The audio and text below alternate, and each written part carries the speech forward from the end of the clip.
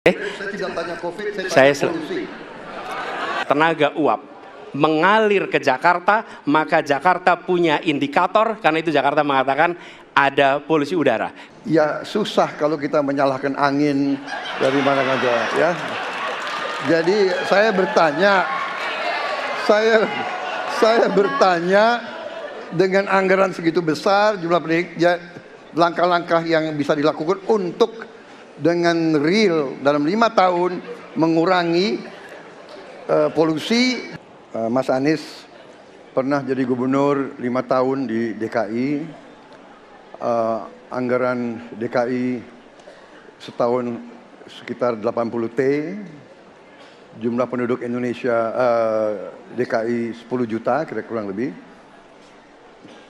APBD Jawa Barat 35 T, jumlah penduduknya 50 juta, 5 kali DKI. Tetapi selama Mas Anies mimpin, sering sekali DKI menerima indeks polusi tertinggi di dunia.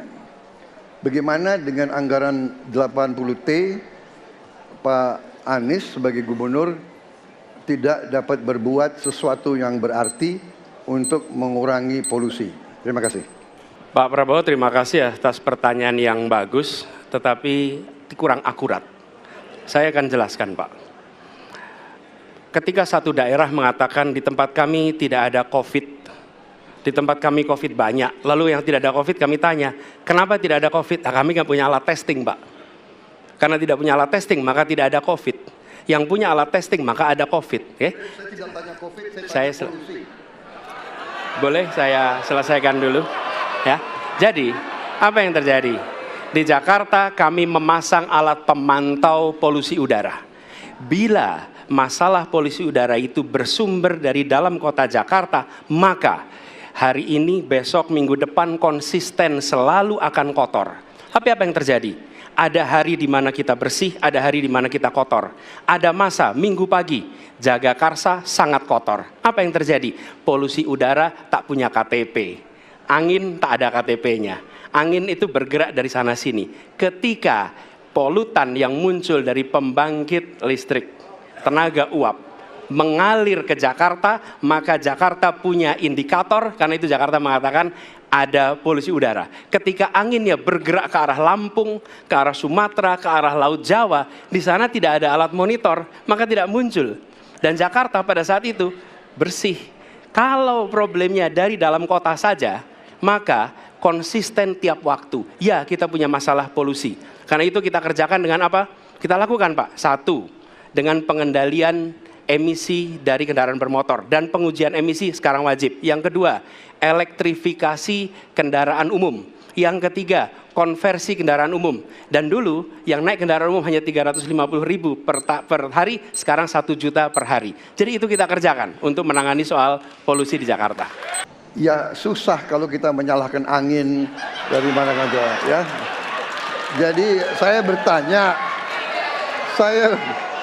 bertanya dengan anggaran segitu besar, jumlah pendidik, langkah-langkah yang bisa dilakukan untuk dengan real dalam 5 tahun mengurangi polusi, juga di mana rakyat Jakarta begitu banyak yang mengalami sakit pernafasan. Jadi saya kira kalau kita dengan gampang menyalahkan angin, hujan dan sebagainya, ya mungkin tidak perlu ada pemerintahan kalau begitu ya. Terima kasih. Ya, inilah bedanya yang berbicara pakai data, yang berbicara pakai fiksi. Oke? Ini pakai data.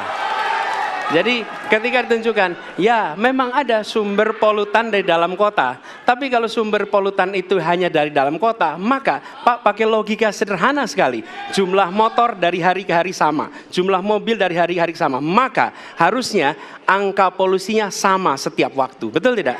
Tapi jumlah motor sama, jumlah mobil sama, ada kita sangat polusi. Ada sisi sangat tidak polusi. Nanti kalau perlu saya kirimkan gambar satelitnya kepada Bapak, supaya Bapak bisa menyaksikan. Dan inilah Mengapa kita mengambil langkah itu pakai ilmu pengetahuan, pakai data, dan menggunakan saintis untuk terlibat. Kalau tidak pakai itu, maka nggak akan ada langkah yang benar. Dan ini kemudian saya teruskan, Pak, bagaimana pengendalian itu dikerjakan untuk dalam Jakarta. Jika saya terpilih presiden, maka yang luar Jakarta saya kendalikan juga, Pak.